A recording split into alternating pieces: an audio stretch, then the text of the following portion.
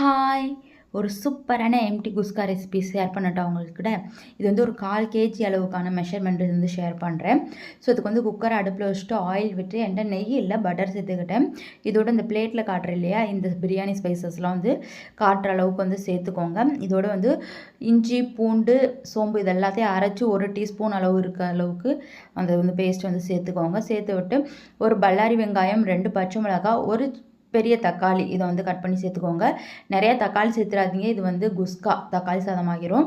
அப்புறம் ஒரு கைப்பிடிச்ச அளவுக்கு கொத்தமல்லி, புதினா, கருவேப்பிலை எல்லாத்தையும் சேர்த்து வதக்கி விட்டுக்கோங்க. இதோட 1 டீஸ்பூன் வந்து பார்த்திங்கன்னா லெமன் ஜூஸ், 2 டீஸ்பூன் தயிர் எல்லாத்தையும் சேர்த்து நல்லா வதக்கி விட்டு காரத்துக்கு ஏற்ப மிளகாய்த்தூள், 1/2 டீஸ்பூன் வந்து கரம் மசாலா, 1 டீஸ்பூன் வந்து கறி மசாலா தூள் வந்து அதாவது சிக்கன் மசாலா வந்து சேர்த்துக்கோங்க.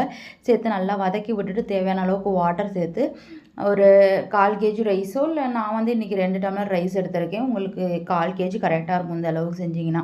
ஸோ அதோடு வந்து பார்த்திங்கன்னா தேவையான அளவுக்கு சால்ட்டு போட்டு குக்கர் மூடி போட்டு வேக விட்டு உங்கள் ரைஸ் எவ்வளோ விசில் விடுவீங்களோ அது மாதிரி விட்டுக்கோங்க. நான் வந்து ஒரு 3 விசில் விட்டு எடுத்தேன். ஸோ அவ்வளோதான், ஒரு சூப்பரான பொலன்னு எம்டி குஸ்கா தயார். நான்வெஜ்ஜு சாப்பிட முடியாத சுச்சுவேஷனில் இதை செஞ்சு சாப்பிடுங்க. ஸோ சூப்பராக இருக்கும் டேஸ்ட்டு. எப்படி வந்துச்சு அப்படின்னு ட்ரை பண்ணி பார்த்துட்டு கமெண்ட் பண்ணுங்கள். நானும் சாப்பிட்டுட்டு அப்படியே ஒர்க்குக்கு பார்த்துட்டிங்கன்னா கிளம்பிட்டேன். சரி, இன்னொரு வீடியோவில் பார்க்கலாம். Tata, bye bye.